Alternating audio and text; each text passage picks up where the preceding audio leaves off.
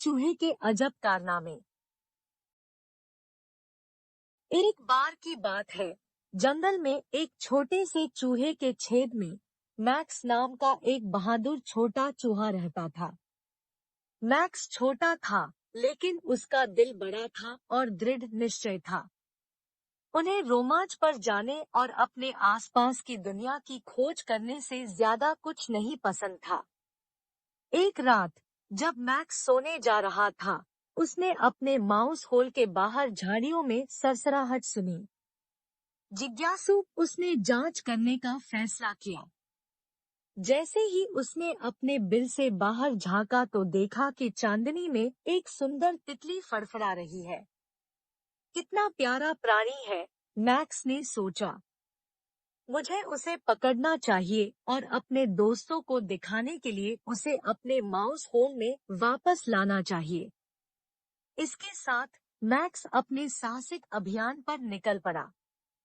उसने जंगल में शाखाओं को चकमा देते हुए और चट्टानों पर छलांग लगाते हुए तितली का पीछा किया।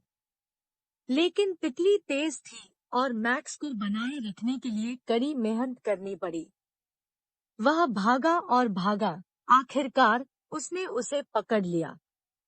लेकिन जैसे ही वह उसे पकड़ने वाला था, तितली ने मुड़कर कहा, कृपया मुझे मत पकड़ो, छोटे चूहे। मैं इन फूलों से पराग को मधुमक्खी के छत्ते तक ले जाने के लिए एक बहुत ही महत्वपूर्ण मिशन पर हूँ। पराग के बिना मधुमक्खियां मर जाएंगी और तुम्हारे मित्रों के खाने के लिए शहद न रहेगा। मैक्स को शर्मिंदगी महसूस हुई। उसने तितली के मिशन के महत्व के बारे में कभी नहीं सोचा था। उसने तितली से माफी मांगी और पराग इकट्ठा करने में उसकी मदद की। उनके समाप्त होने के बाद तितली ने मैक्स को धन्यवाद दिया और रात में उड़ गई। मैक्स थके हुए लेकिन खुश होकर अपने माउस होल में लौट आया। उसने अपने दोस्तों को अपने साहसिक कार्य के बारे में बताया और वे उसकी बहादुरी और दयालुता से चकित थे।